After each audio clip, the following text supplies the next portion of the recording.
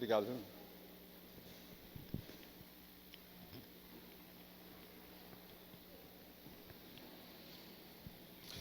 Hoje nós encerramos essa série Face a Face com Deus. E eu espero que o Espírito Santo de Deus tenha deixado algo dessa série no coração de vocês, como deixou no meu. Eu me sinto até tentado a perguntar a todos aqui, ao longo das 3 mensagens anteriores, que rapidamente nós vamos dar uma repassada em alguns pontos importantes para chegar aqui. Eu me sinto tentado a perguntar qual é a conclusão que cada um de vocês chegaram quando nós falamos, estamos face a face com Deus. O que é isso, né? Estar face a face com Deus, em pleno século XXI, numa sociedade que renasceu há 2 anos, numa sociedade do cansaço, todo mundo mais cansado do que disposto. Isso é um sintoma para mim, não é nem um sinal, é um sintoma de que algo está muito errado com a nossa sociedade. E nós não estamos à parte dela, nós estamos dentro dela, nós somos uma fatia dela, nós somos representantes de algumas áreas da nossa sociedade, sejam elas profissionais, pessoais, nós somos. E o reino de Deus nos convida a vivermos Ele e termos consciência dessa vida com Ele no meio dessa sociedade cansada. No meio do nosso cansaço, do seu e do meu cansaço. Chegamos aqui domingo à noite e em alguns dos nossos corações já paira uma angústia a partir da segunda-feira, a respeito da segunda-feira. O que me espera na segunda e talvez até saiba. E alguns não querem nem lidar com o que espera na segunda-feira. A gente vive isso. E, de alguma maneira, o tempo que a gente vive tem nos cansado tanto que a gente perdeu também um pouco da consciência de viver esse tempo de uma maneira adequada, funcional.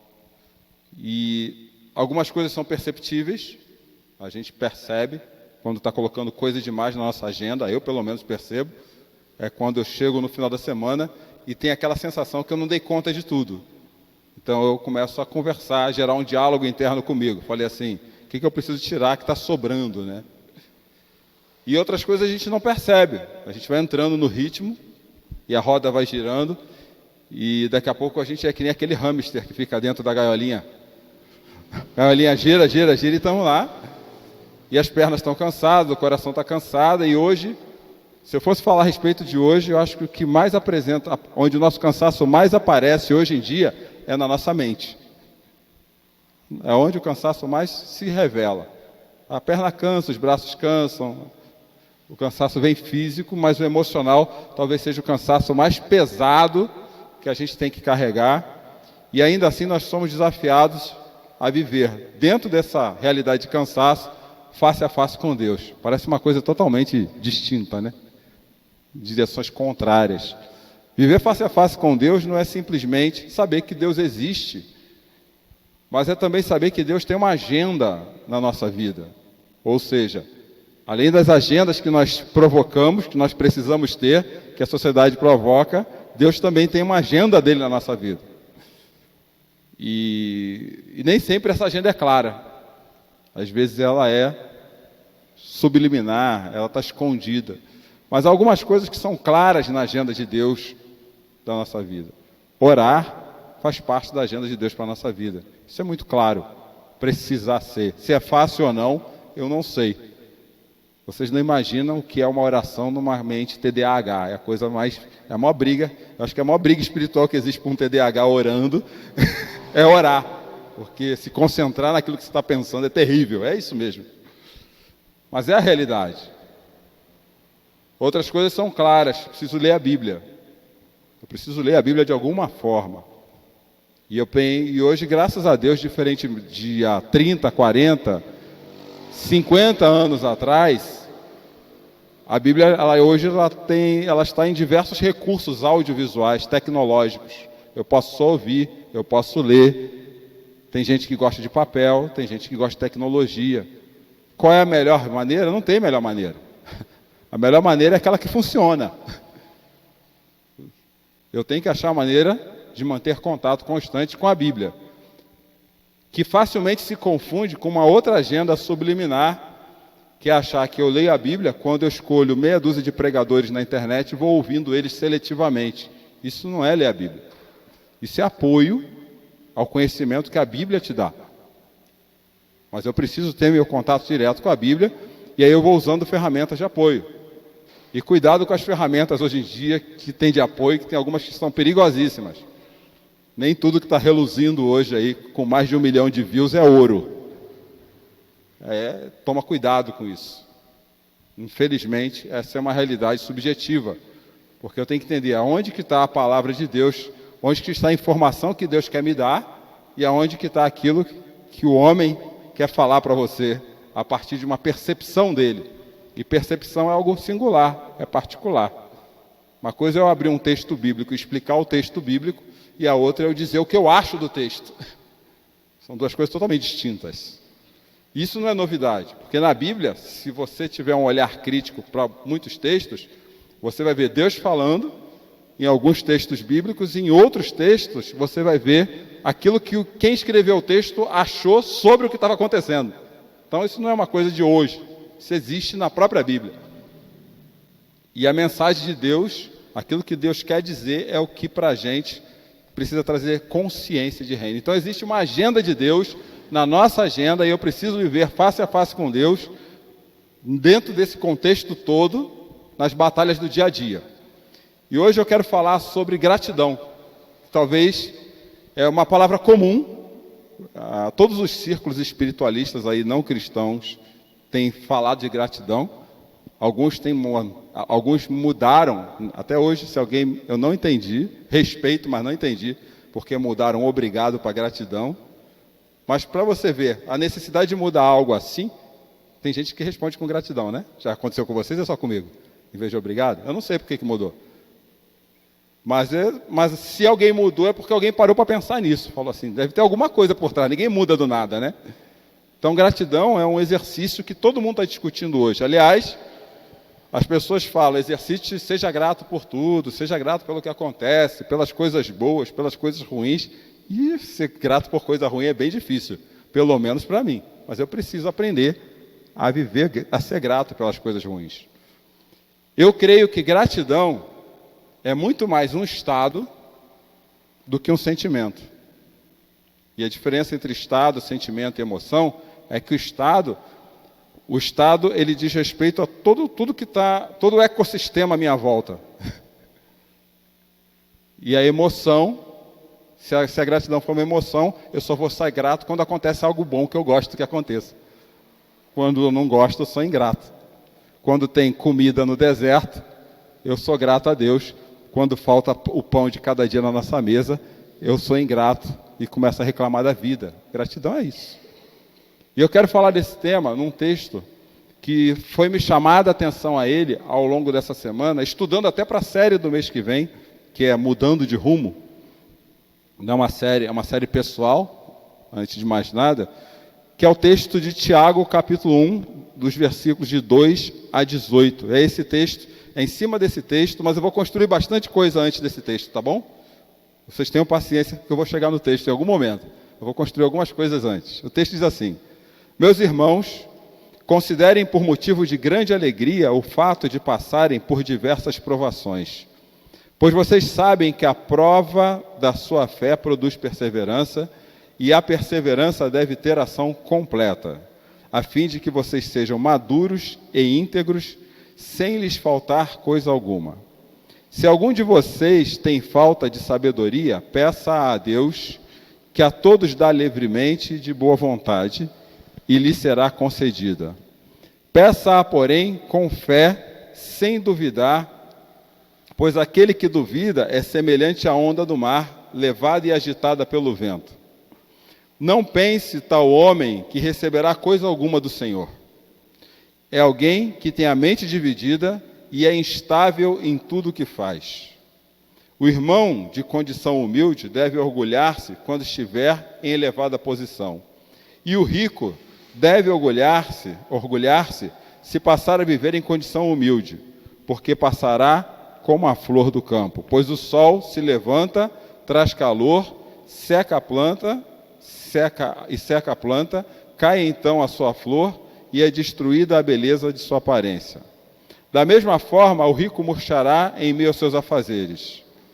Feliz é o homem que persevera na provação, porque depois de aprovado receberá a coroa da vida em que Deus prometeu aos que o amam. Quando alguém for tentado, jamais deverá dizer: estou sendo tentado por Deus, pois Deus não pode ser tentado pelo mal e a ninguém tenta.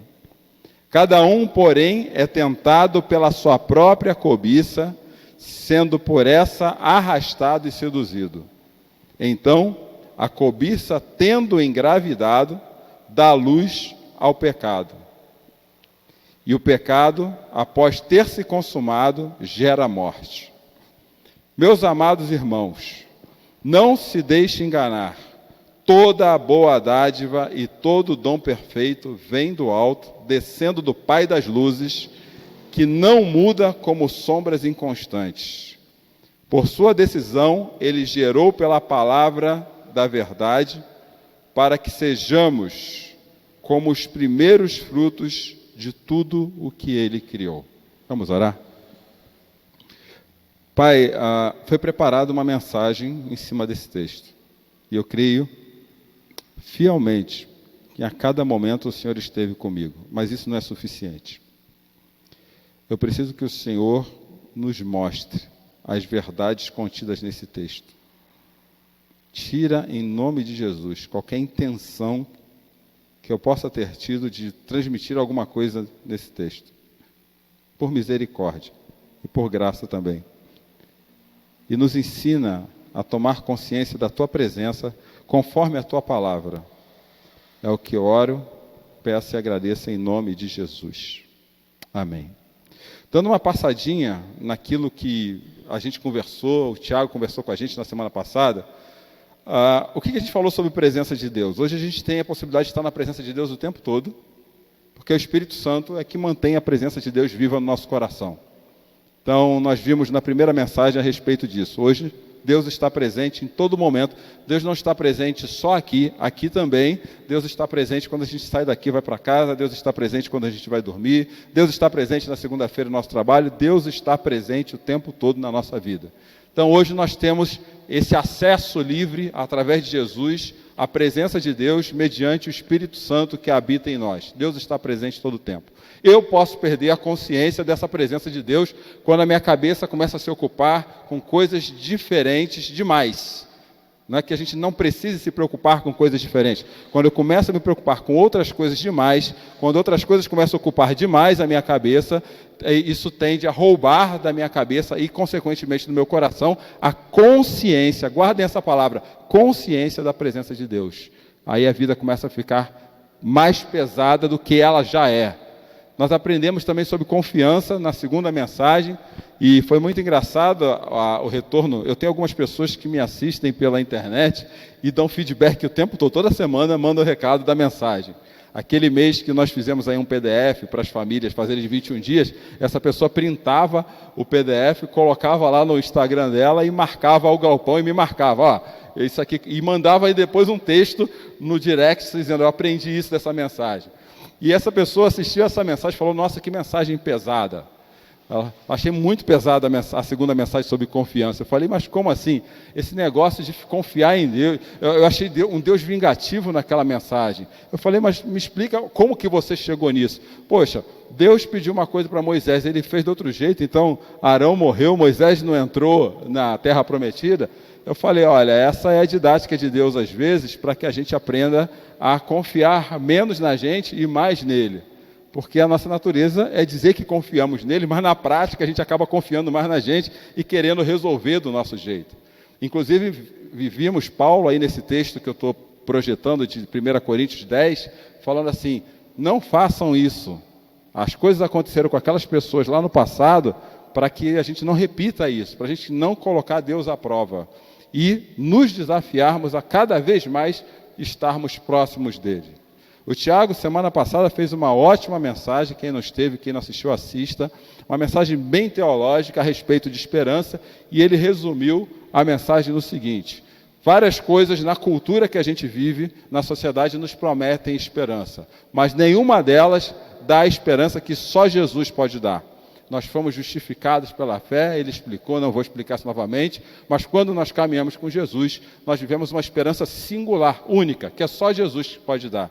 A gente minimiza, às vezes, essa esperança, a gente reduz essa esperança, que faz um reducionismo teológico, achando que essa esperança é só que um dia nós estaremos na eternidade. É muito maior do que simplesmente saber que um dia estaremos na eternidade com Jesus. É uma consciência de reino, de quem domina, de quem governa a realidade, de quem está realmente cuidando de todas as coisas. Essa esperança ela tem a ver com a consciência de quem Deus é. E hoje a nossa pergunta a pergunta que a gente vai tentar responder aqui essa noite é: como ter um estilo de vida tomando consciência da presença de Deus numa sociedade que está cansada? Como ter consciência disso? E, gente, aqui existe uma preocupação minha, particular, privada, que eu já compartilhei com vocês, e ela é real.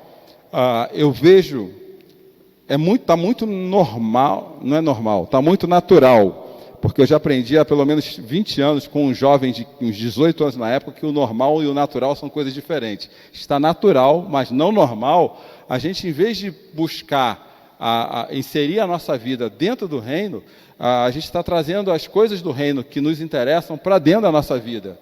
E aí nós vamos recortando, é como se nós recortássemos, por exemplo, as páginas da Bíblia que nos interessam, os livros da Bíblia. Pega a sua Bíblia, seja ela de papel, vamos supor que você tenha uma, eu creio que deva ter, e vai recortando só aquelas partes que interessam e vai colando como post-its na sua casa. É isso que a gente tem feito. E fazer isso tem nos tirado a consciência do reino como um todo, porque eu tenho que entender os textos bíblicos dentro da Bíblia inteira. O que esse texto tem a ver com a Bíblia inteira? Por que ele foi colocado aqui? O que isso quer dizer? E aí o que a gente faz isso agora de uma outra forma? Eu vivo uma vida, e infelizmente existe uma realidade cultural que para mim é muito ruim. É como se a gente fizesse uma coisa mais ou menos assim, ó. Eu tenho a minha vida com Deus aqui eu tenho que orar, aqui eu tenho que ler a Bíblia, eu tenho que estar nos cultos, e aí isso acontece em horários específicos, por exemplo, no domingo à noite. Mas eu sei também que eu tenho que orar segunda, terça, quarta, quinta, sexta, até sei, e faço isso também. Eu recebo mensagens, oro, só que aí, quando termina o domingo, vou pegar o domingo, tá? Eu vou para segunda-feira, eu faço essas coisas que eu pensei aqui, elas se tornam uma ponte para segunda, terça, quarta, quinta e sexta, que eu tenho que lidar com o trabalho, com os problemas de relacionamento, com a criação dos meus filhos. Então eu pego isso aqui e construo uma ponte para isso aqui. Isso é um erro. Isso é um erro.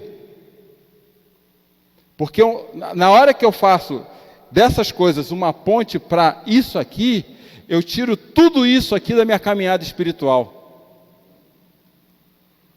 E é isso que a gente faz. A gente pega essa cultura e traz ela de lá para cá, nessa ponte. O que a Bíblia propõe é uma outra coisa. Existe um reino, o reino de Jesus.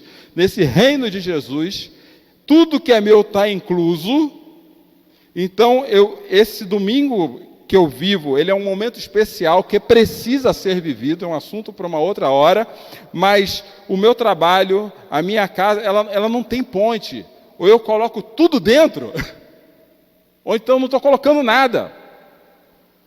Aí eu me comporto de forma distinta nos outros lugares, da forma que eu me comporto domingo à noite. Isso não faz sentido.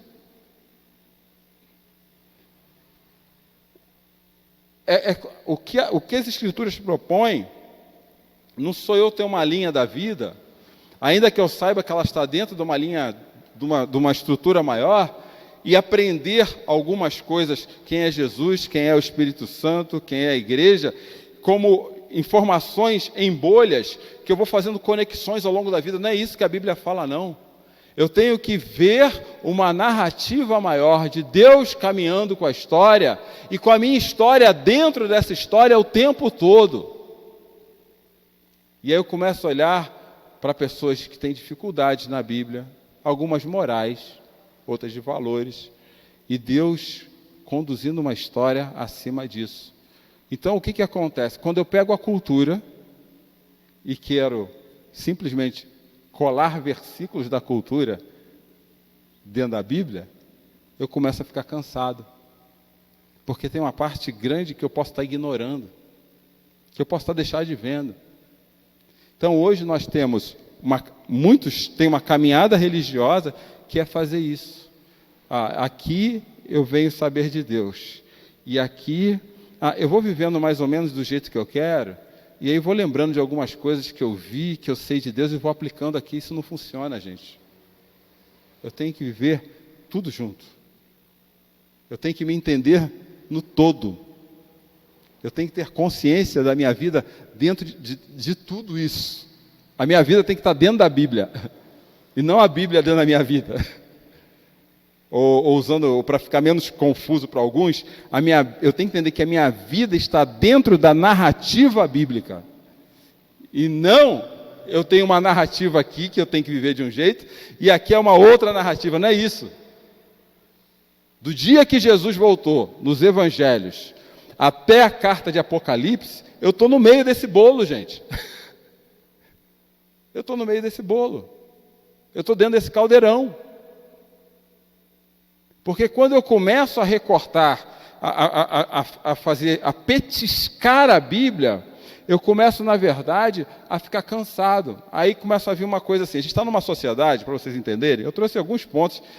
Gente, eu comecei a puxar coisas assim, de alguns pensadores atuais, indo aí para a casa da filosofia, da sociologia, até alguns mais antigos, que nem Zygmunt Bauman, eu acho que é mais comum, todo mundo já ouviu falar de Bauman alguma vez na vida, aí você começa a ver que o mundo, as pedras estão há muito tempo berrando, falando que tem uma coisa errada com a sociedade. Está há muito tempo o mundo está berrando, dizendo que tem uma coisa errada com a sociedade. Mas quando o mundo começou a berrar, a Bíblia já estava berrando há mais tempo ainda. Tem uma coisa errada com o mundo. E nós temos dificuldade de fazer essas conexões, porque a gente quer pensar a Bíblia para a nossa vida, em vez de se jogar dentro da narrativa bíblica. Então, hoje nós estamos numa sociedade que quer que todo mundo produza. Isso sufoca. Tem gente na Bíblia que não conseguiu produzir nada. Se você lê o profeta Jeremias, ele é um frustrado. Jeremias é um frustrado. Jeremias pregou. Sabe quantos se renderam a Jesus, no caso? Vamos fazer uma ponte cultural, uma ponte bíblica aí. A Deus, no ministério de Jeremias, sabe quantos? Quem arrisca? Nenhum. Ninguém ouviu ele. Paulo trabalhou, produziu para Deus. Aí lá na frente, na carta, se eu não me engano, a Timóteo fala assim: todos me abandonaram, inclusive os da Ásia. E na Ásia, Paulo produziu horrores. Eu começo a ver que essa questão de Pedro é mais louco ainda. Pedro fala assim: Senhor, todo mundo vai te abandonar, eu não vou te abandonar. Não é isso que Pedro fala? Aí Jesus, nada bobo, fala assim: Pedro, antes que o galo cante, você vai me negar 3 vezes. Sabe qual era o problema de Pedro?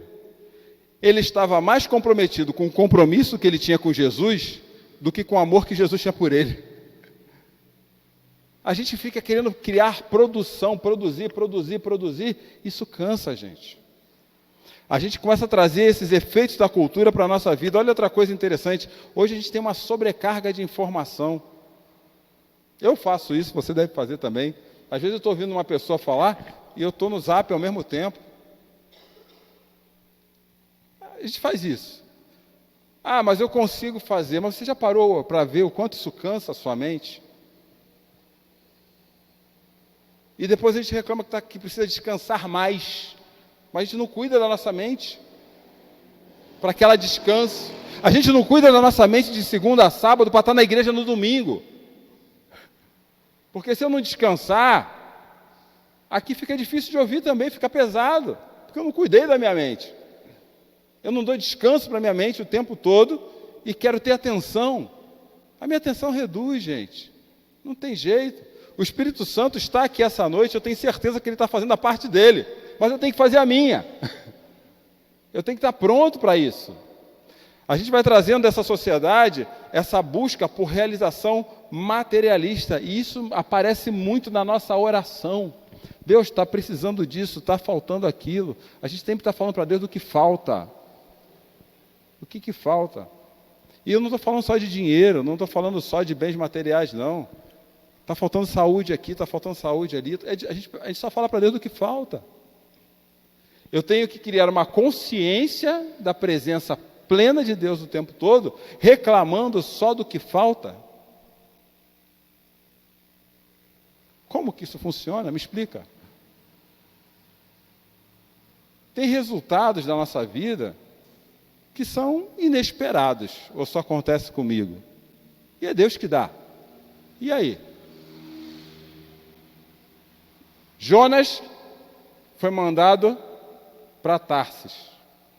Pegou o barco na direção contrária, que era Nínive. O que Deus fez? Mandou uma tempestade.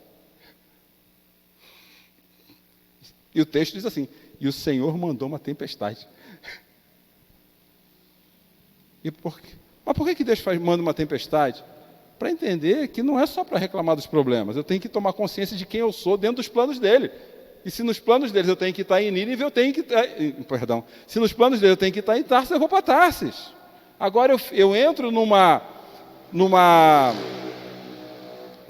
eu importo da cultura para a minha vida espiritual essa lógica que eu só estou bem com Deus quando eu consigo tudo que eu quero, quando Ele resolve todos os meus problemas e quando Ele me deixa plenamente satisfeito. Tem hora que Deus vai deixar a gente insatisfeito. E aí? Deixa de ser Deus por causa disso? Deixa, dona Donária. Deus vai deixar a gente satisfeito. E eu acho que é bom Deus deixar a gente satisfeito. Senão a gente começa a achar que tudo que acontece de bom na nossa vida é porque a gente fez algo legal. Eu já ouvi gente falar, inclusive, que faz algumas coisas para Deus e na igreja para se sentir protegido ou protegida. Eu falei, mas como assim? Explica isso para mim. Ah, não, porque se eu fizer, Deus não vai deixar acontecer nada de mal comigo, nem com os meus filhos, nem com a minha casa, nem com o meu dinheiro. Eu falei, explica mais um pouquinho que eu preciso entender isso melhor. Não é isso que Deus está se propondo. Deus está falando, eu cuido de você. E se saber que eu cuido de você não bastar, então você não está entendendo que eu cuido de você. Jesus está falando, eu te amo. E se a gente não entender que isso não basta, a gente começa a trazer, está vendo? Coisas de cá, achando que elas têm que acontecer aqui. Uma última questão. Hoje nós vivemos numa sociedade que é obcecada por desempenho e eficiência. A gente está numa sociedade que a gente mede sucesso pelos números. Gente, eu passei a maior parte da minha vida ministerial, e por que eu coloquei essa frase no passado? Porque não faz muito tempo eu me recusei a entrar nessa. Que juntava 5, 6 pastores, perguntando assim, quantas pessoas tinham na sua igreja no domingo? Gente, vocês não têm ideia como é que isso me faz mal. E não é pela quantidade de pessoas. Eu não estou aqui porque tem 10, tem 100, tem 5 mil, tem 20 mil. Não estou aqui por isso. Eu estou aqui porque eu tenho consciência da minha vocação, do meu chamado, e isso não aconteceu no dia que eu me tornei pastor, não. Isso me aconteceu no dia que Jesus mostrou o amor dele por mim. E se eu estou aqui em primeira instância, é por causa disso. Depois Deus foi me mostrando a vocação. Mas é isso que mantém a gente junto. Aí aquele negócio me matar, porque a gente fica buscando desempenho, eficiência, como se a minha mensagem Vocês sabem, né? Já perceberam que eu gosto de fazer PowerPoint, né? Como que se meu PowerPoint para 100 fosse diferente do meu PowerPoint para 5. É o mesmo, todo domingo, há 20 anos. Então a gente começa a atrelar resultado espiritual por performance.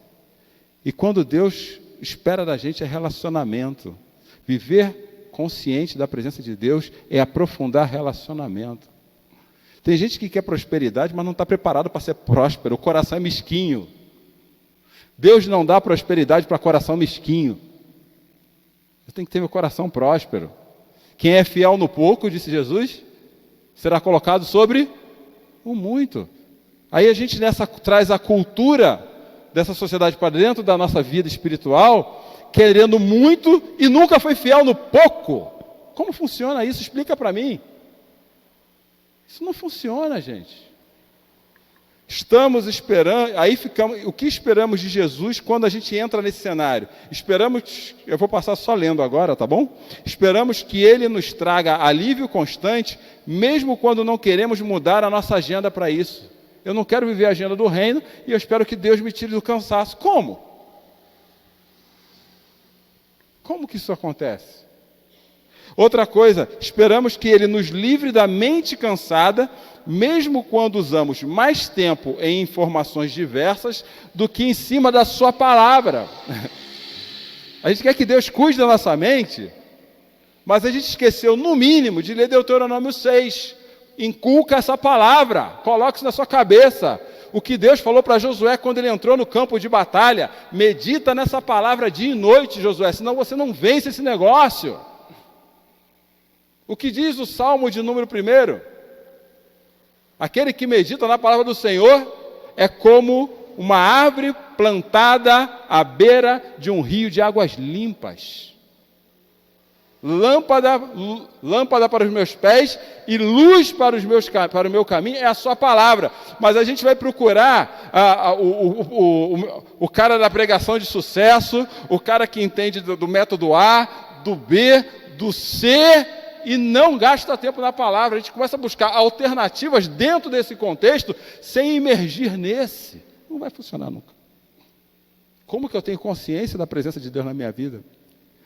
Esperamos que Ele supra a nossa demanda material, mesmo quando deixamos de honrá-lo, tendo responsabilidade com as nossas finanças. A gente não tem responsabilidade financeira e quer que Deus tape os buracos da nossa conta corrente. Olha, qual a última vez? Faz quanto tempo que eu estive na Magnólias? Uns 20 anos, Jackson? Era isso já? Sabe que o TDAH não tem muita consciência de época, né? 15? 15 dá, né? 12, 13 anos. 13 anos. Uma vez eu levei um entendido de finanças, não sei se você vai lembrar dele, do Euline. Ele falou assim, sabe para que serve o nosso dinheiro? Para 3 coisas. Para guardar, para gastar e para doar. Se você não tiver essas 3 coisas no seu dinheiro, você está com falta de saúde financeira. Alguma coisa está dando errado. E dízimo também não é doação nem favor, tá? Só para você achar que doar está no meio do dízimo. Tem gente que acha que dízimo é favor, né? Foi um favor para a igreja, para Deus, não é. Eu preciso ter saúde financeira, porque uma coisa é eu ter uma eventualidade, bati o meu carro. Aconteceu, não tenho fundo de reserva. Aconteceu, acontece comigo, pode acontecer com qualquer um. Pegou fogo na casa. Aconteceu, é uma eventualidade. E pelo menos eu tive algumas experiências na minha vida que quando isso aconteceu, Deus começa a levantar gente de lugar que a gente nem imagina para ajudar a gente. Daqui a pouco aparece um com um negócio. Quantas vezes, gente, seminarista eu, tipo do Tiago aqui de semana passada, eu não tinha o que comer, e a senhora da casa da frente fazia coxinha para os filhos e trazia para mim quando eu tinha só salsicha na geladeira. Isso é uma coisa que faz parte. Agora, eu sou irresponsável financeiramente e fico orando para que Deus cubra meu talão de cheque, que é a coisa que está meio defasada. Meu cartão de crédito, minha conta bancária sai do vermelho, não tem jeito. E por fim, eu fico esperando que ele desempenhe o papel de apoiador das coisas que consideramos importantes para dar esse significado à nossa vida. Isso é trazer a cultura para cá. Deus não tem que apoiar o que eu acho que está significado na minha vida. Eu tenho que entender como minha vida tem significado dentro do reino dele. A minha vida é minha vida. Aí eu fico querendo que Deus dê significado à minha vida. Que história é essa? Como que isso dá certo, gente? Olha, Deus, eu tenho uns projetos aqui. Eu preciso de uma casa de 550 metros quadrados no mínimo. E, aliás, no ano que vem eu quero comprar o próximo modelo do carro da Honda. E tem mais. Aquela morena não serve. Eu quero casar com a loura, porque a morena está com umas gordurinhas sobrando. A gente começa a traçar um monte de projeto e acha que Deus tem responsabilidade com isso. Quer dizer, Ele tem que se modelar a mim. Ele tem que viver do jeito que eu quero. A Bíblia não fala isso. A Bíblia fala, coloca toda a sua vida no reino de Deus, conforme o evangelho do reino de Deus, e vai se encaixando nele, e Deus vai vivendo em você, e você vai sendo transformado pela presença de Deus em você, e ser transformado pela presença de Deus em você, vai mostrando o que é tomar consciência da presença de Deus na vida. É assim, gente. A gente tem uma... Eu ia entrar mais nesse assunto por causa de um cara essa semana. Mesmo sabendo que o nosso YouTube tem no máximo 20 views, ele tem 1 milhão. Mas não vou entrar nisso agora. Não vou comprar essa briga agora. Vou deixar essa briga para depois. Tá? Mas a gente tem que tomar consciência, gente, de que, assim, teve muito... A gente tem desconexão histórica. Outro dia... Sabe o que é desconexão histórica? A gente quer viver o Evangelho, a gente quer viver Deus como se Ele existisse só agora. Não, Deus passou a existir agora, Deus passou a saber das coisas agora. E aí, como algumas questões históricas estão muito distantes da gente, a gente parece que perde a sensibilidade do poder de Deus quando elas aconteceram. Vocês têm ideia de quantos irmãos em Cristo Jesus morreram nas covas dos leões nos séculos 4, 5, 6, só porque falaram que Jesus Cristo é o Senhor da história? E os caras não amarelaram, como diz o título popular, os caras não arregaram, estavam lá, peito aberto. A gente não tem consciência disso. Mas aconteceu, gente. Vocês têm ideia de quantos irmãos morreram na noite de São Bartolomeu, na França, quando a Igreja do Estado retomou o governo da França? Quantos, leia depois, pesquisa lá. Senhor, obrigado. Respira. Pesquisa lá, noite de São Bartolomeu, pesquisa. Essas coisas estão distantes da gente. E mais ainda, vou trazer um negócio um pouco mais perto. As que estão perto a gente não quer ver. Com toda a conectividade que a gente tem, com toda a informação disponível na internet a respeito daquilo que Deus está fazendo na nossa história, com pessoas em situações piores que a nossa, a gente não quer ver o que está acontecendo no meio dos missionários em lugares distantes, no meio dos missionários nas tribos indígenas, no meio das pessoas que estão trabalhando nas favelas das cidades. A gente não quer ver isso, porque a gente gosta da bolha. A gente gosta dessa bolha. Aí nessa bolha a gente fica cansado, porque a vida está pesada. Como que isso dá certo, gente? Como tomar consciência da presença de Deus num contexto igual a esse? Eu prometi para vocês que eu não vou entrar nisso. Então nós vamos para o texto.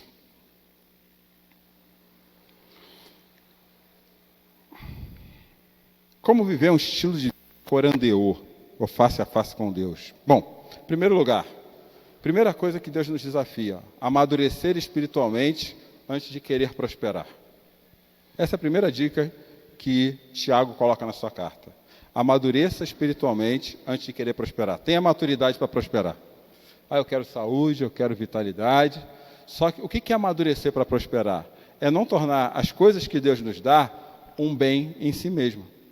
Se Deus deu saúde hoje, você consegue ir para uma academia, consegue se alimentar melhor, se você tem força para trabalhar, honre isso. Porque daqui a pouco a gente pode não ter.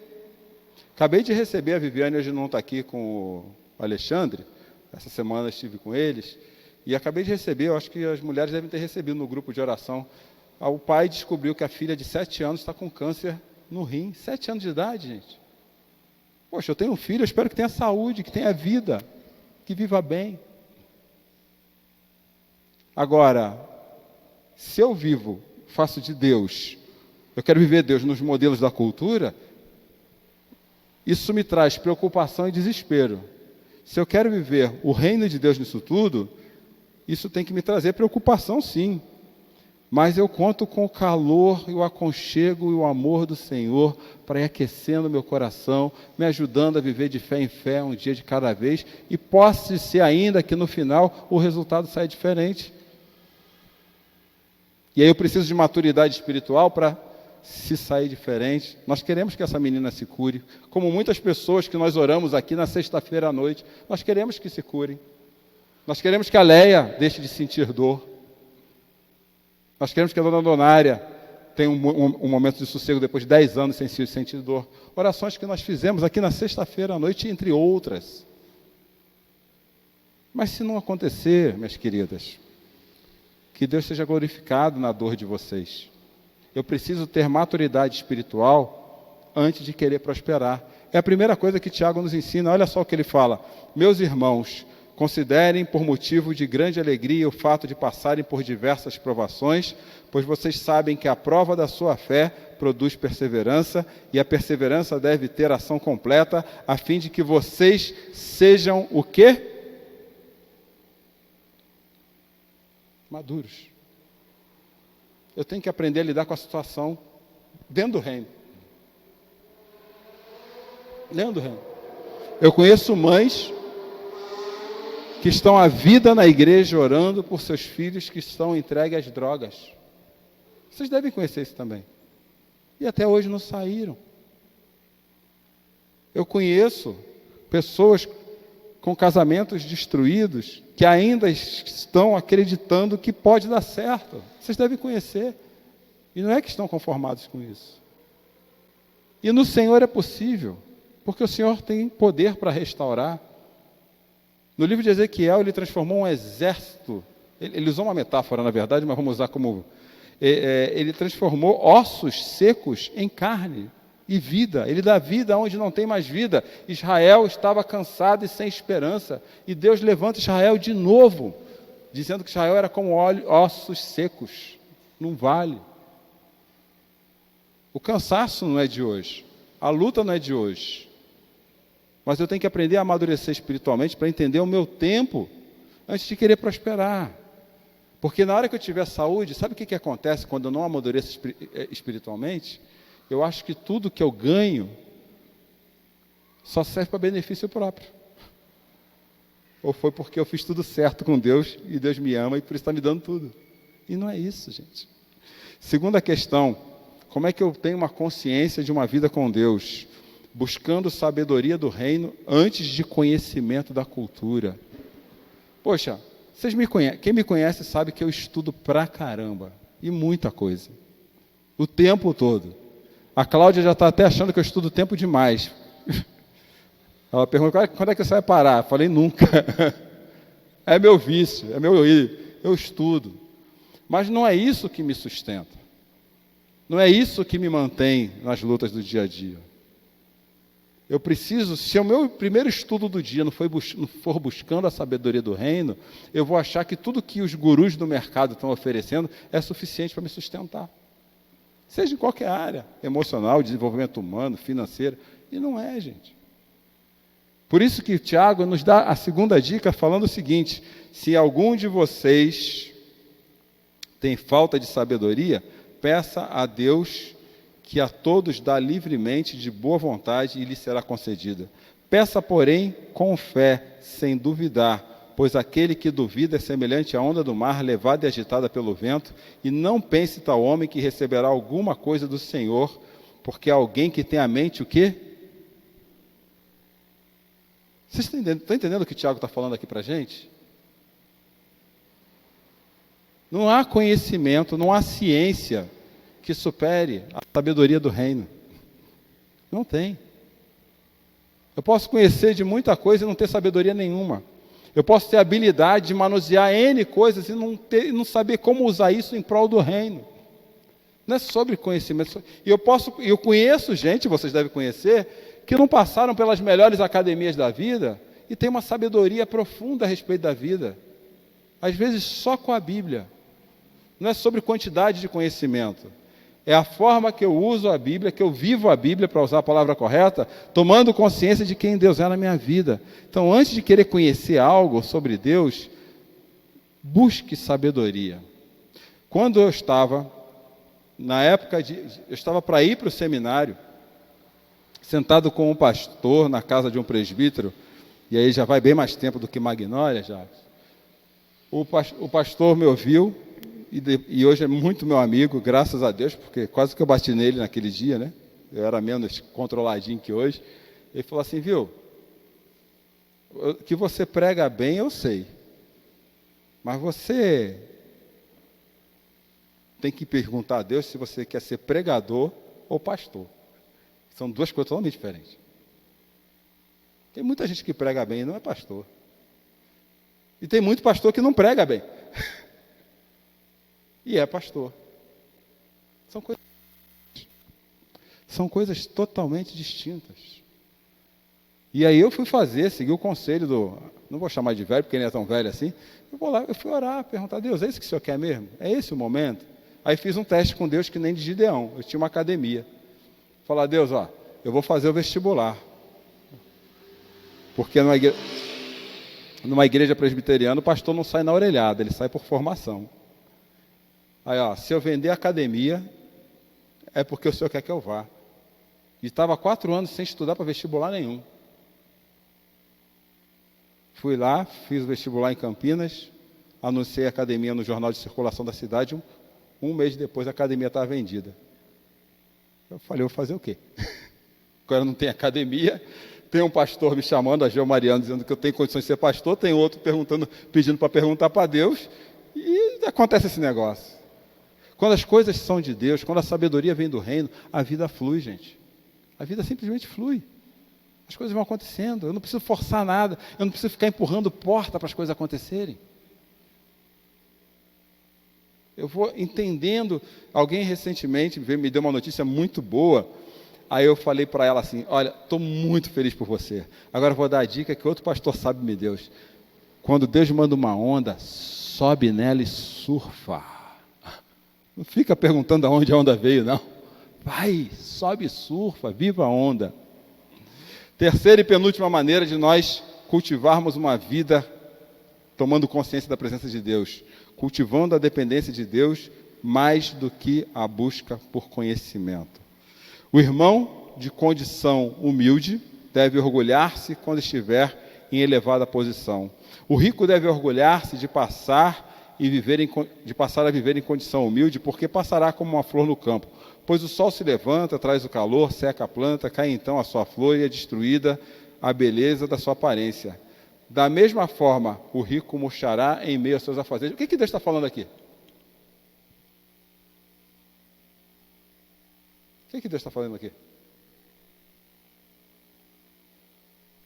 Não é pegadinha não, gente, pode falar. O que Deus está falando aqui? Ele não está falando de riqueza e de pobreza. Humildade, sim, é o que deve provocar. Mas o que ele está falando aqui? Viu? Deus está falando assim, não se agarra ao que você tem, não. Porque uma hora você pode não ter nada. Não se agarra à sua saúde, não se agarra ao seu dinheiro, não se agarra ao seu casamento, não se agarra à sua família, não. Porque uma hora você pode não ter nada. Não se agarra demais essas coisas, não. Não se agarra à sua inteligência. Você já está desapegada faz tempo, né, João? Que você falou, né? Não se agarra. É isso que Tiago está falando. Não se agarra. Cuidado. Nessa sociedade que cultiva performance, produtividade e pergunta o que você faz antes de quem você é, O Evangelho está dizendo, se preocupe com quem você é diante de Deus. É isso que ele está falando. Não se agarra ao que você tem, não. E por fim,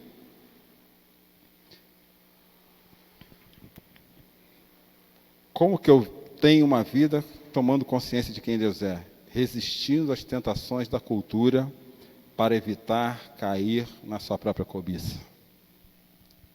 Leiam comigo, olha isso, gente. Feliz é o homem que persevera na provação, porque depois de ser aprovado, receberá a coroa da vida que Deus prometeu aos que o amam. Quando alguém for tentado, jamais deverá dizer, eu sou tentado por Deus. Pois Deus não pode ser tentado pelo mal e a ninguém tenta. Agora reparem nessa parte. Deixa a motinho passar. Cada um, porém, é tentado por quê? Pela sua própria cobiça. Sendo por essa arrastado e tendo engravidado. Repara que Tiago está usando uma metáfora ali. Tiago está usando uma metáfora ligada à sexualidade. Tendo essa engravidado, dá luz a quê? Ao pecado. E o pecado, após ser consumado, gera... Vocês perceberam a escadinha? A cobiça leva à sedução ao pecado, e o pecado o que Deus está falando? Tem muita coisa na cultura para seduzir a gente. Tem muita coisa.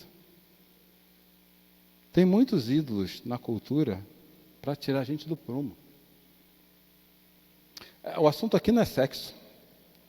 O assunto aqui é o seguinte: quais são os ídolos que mexem com a sua cobiça?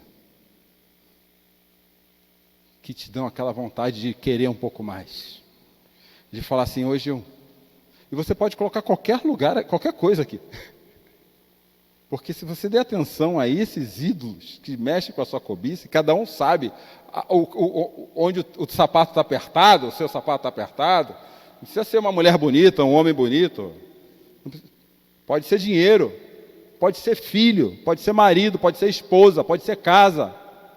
Pode ser necessidades emocionais, fisiológicas, físicas.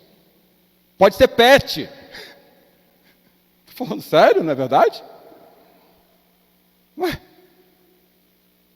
isso gera morte. Você dá risada? Ajuda a risada. Você não está o tamanho do problema.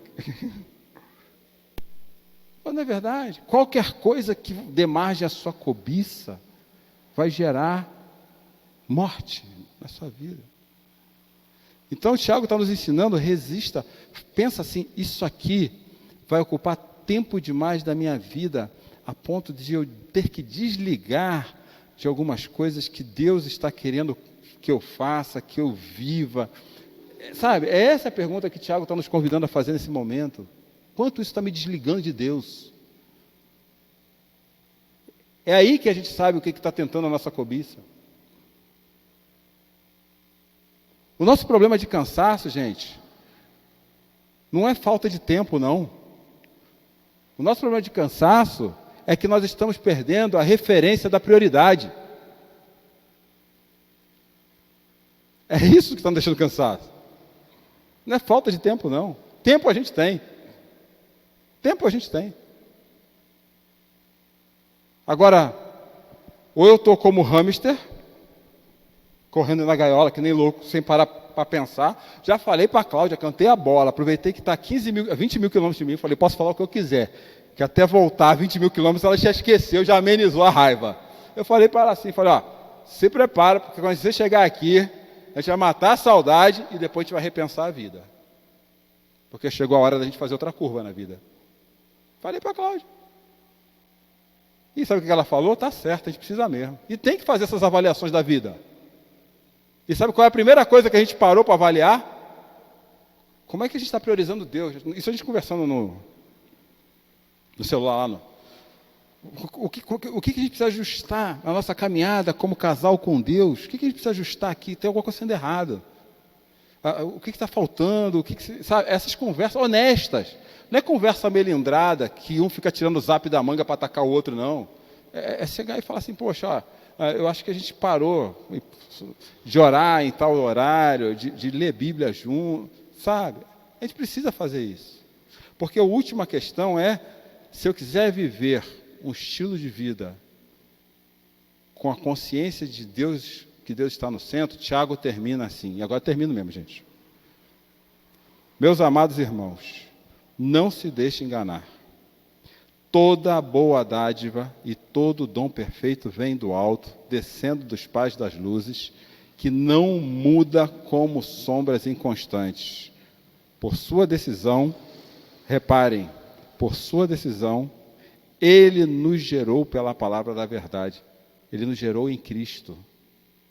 E mais, para que sejamos como os primeiros frutos de tudo que Ele criou, para que nós vivêssemos como se nos sentíssemos no Éden, no paraíso. Não se enganem com os ídolos da cultura. Não se enganem. Não percam a consciência da prioridade. Porque se a gente ainda tem alguma coisa de bom na nossa vida, é porque toda a dádiva e tudo que ainda está bom na nossa vida está vindo do alto. Está vindo da misericórdia, da graça. Não se engane. A gente se engana muito com isso. A gente fica olhando tanto por o que está faltando, que deixa de cultivar um coração em gratidão com aquilo que Deus está dando.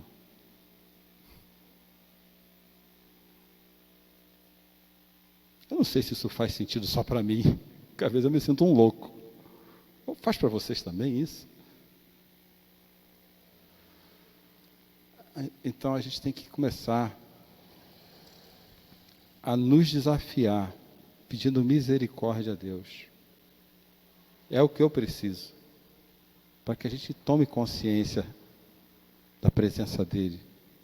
Não só aqui domingo à noite, mas amanhã, quando você acordar para o seu trabalho, com as coisas que você precisa fazer, com algumas lutas que você sabe que já estão te esperando. É isso. E vai trabalhando a provação, vai trabalhando as tempestades, e entendendo como é que Deus está movendo o barco com você dentro. Opa, o barco deu uma balançada para a esquerda. Deus está com peso demais aqui. Aí Deus fala assim, tira alguns pesos da sua vida, porque sou eu que tenho que cuidar, não é você. Aí o barco ajeita. Aí o barco dá uma acelerada na direção da rocha. Deus, está vindo a rocha. Aí Deus fala assim para você, se preocupa não. Quem está no leme do barco sou eu. Só segue.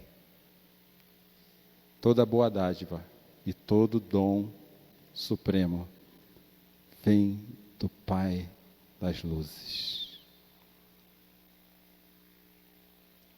Sejamos gratos por isso. Vamos orar? Pai querido, que palavras profundas de Tiago. Mas não adianta eu ter a Bíblia lá e eu aqui.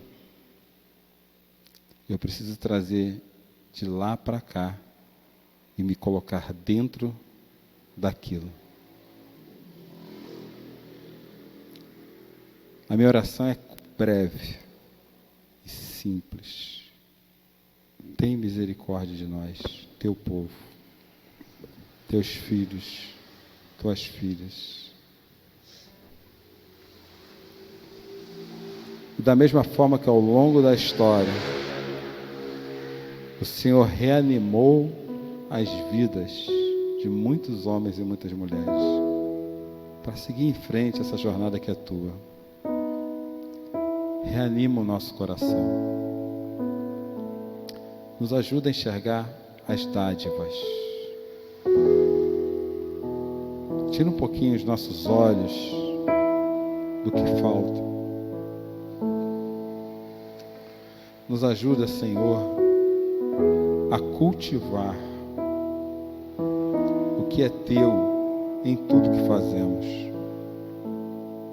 E nos afasta do mal, da cobiça, da tentação, dessa cultura que vem